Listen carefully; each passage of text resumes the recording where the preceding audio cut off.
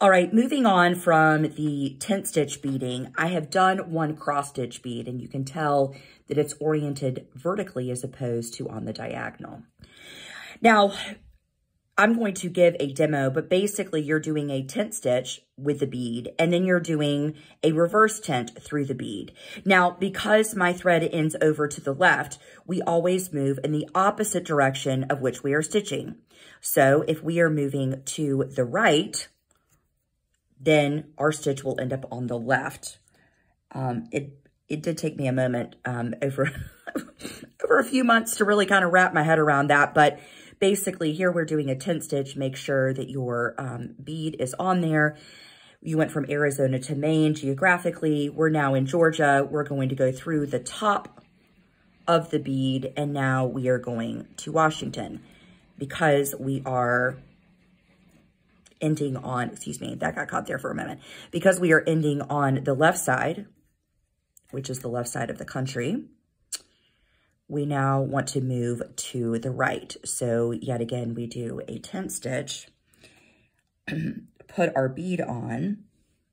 Now the areas that we do this in are the crown of the nutcracker.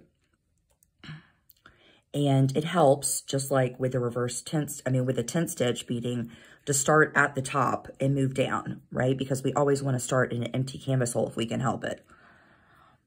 All right.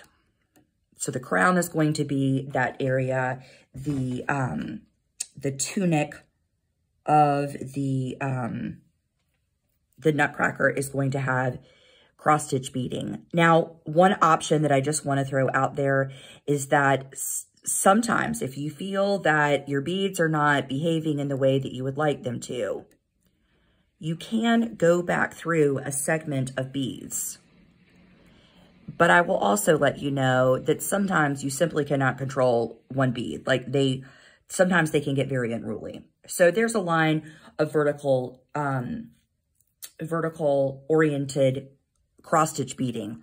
Let's go to the next row, which I'm going to move over here to the left side because I have a tendency to do my tent stitch first and then my reverse tent.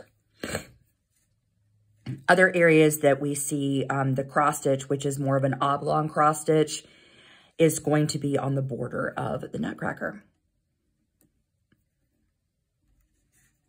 And so there you have it.